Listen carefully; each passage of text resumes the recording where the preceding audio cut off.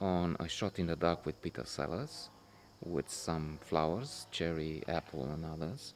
And if you listen, I think the microphone is good enough to catch the, first of all, the birds of spring singing in the background, and the last, there's a lamb.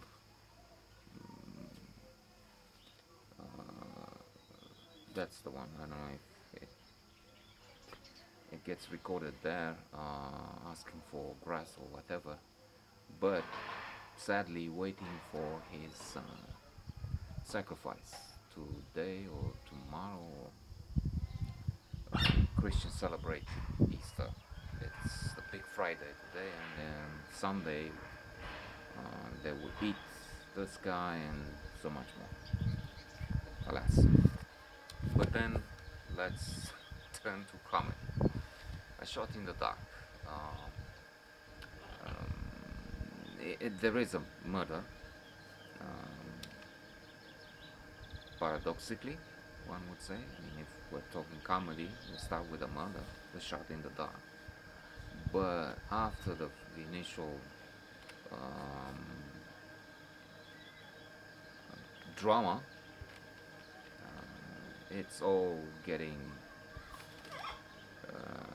crazy, chaotic, and there's havoc and destruction all over the place. Why? Because Inspector Clouseau, to react to his name like his chief, his boss does,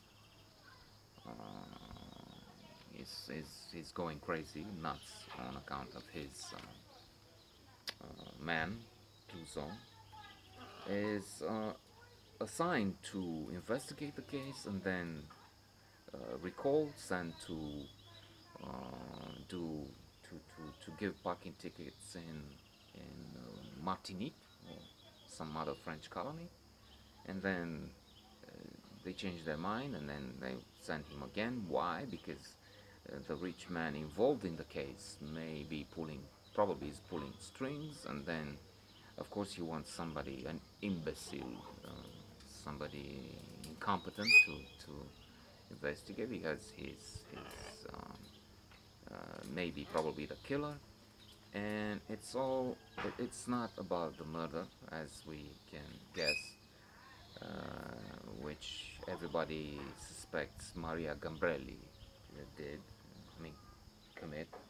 Not one, but then there's another one, and then another one, and every time she is caught with, first of all, a smoking gun in the hand and a dead body in front of her, then a dead, uh, let's not say who, to keep it um, interesting and not to include spoiler alerts and not spoil anything.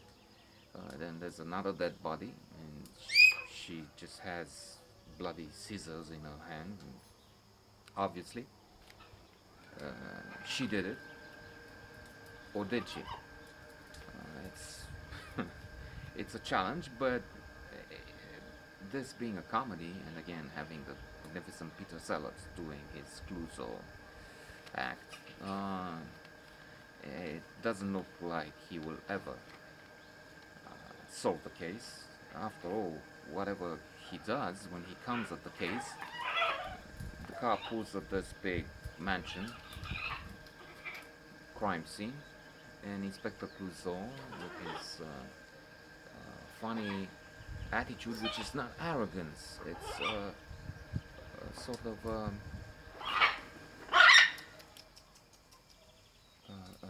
a detachment. I don't know if it is an assumed superiority. It is not an annoying one. Anyway, so he comes on the scene. They park the car, and Clouseau comes out only to fall into the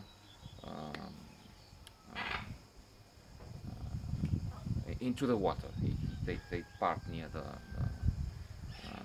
fountain.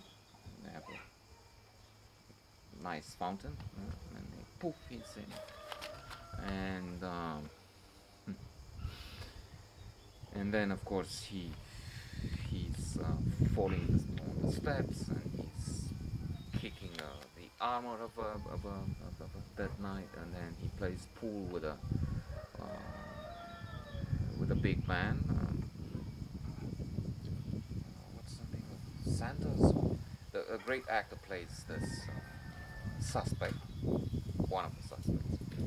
Everyone is a suspect. Uh, the the voice of the character is also marvelous. Peter Sellers, we know from I have a note a few days ago on the Pink Panther Returns, and when he calls, I remember the call of the reception. Look, this is Inspector Clouseau, and I have a beautiful woman in my bed and a dead body in my bathroom. And here, as I was saying, he plays pool, and he breaks the sticks, one and another one, and then he starts to ruin the table, the pool table. And if you let him for a long time around, of course he will destroy the castle and everything. And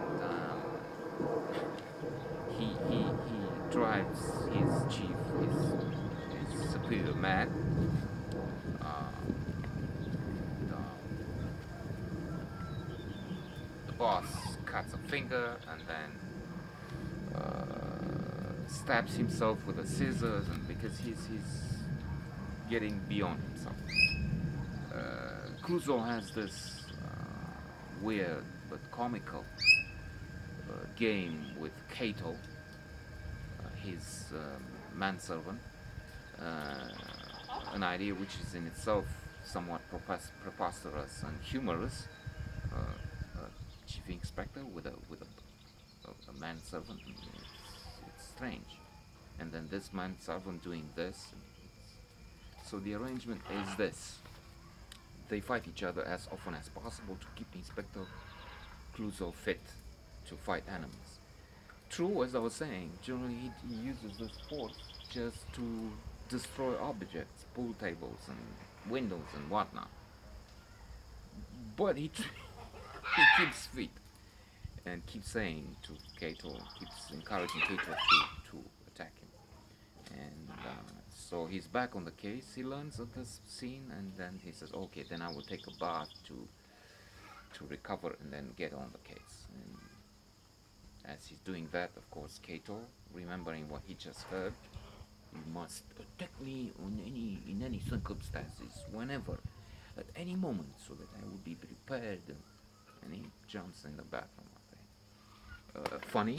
Also, there's the scene where he goes to a nudist colony and he wants to arrest everyone, and creates so much havoc there too.